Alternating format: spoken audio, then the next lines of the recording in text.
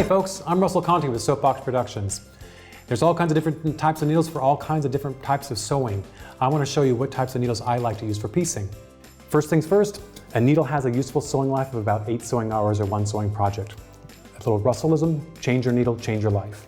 I fix more sewing machines simply by changing the needle and the thread than anything else, because people presumed that since the needle is still there and it's not bent, it must be still good.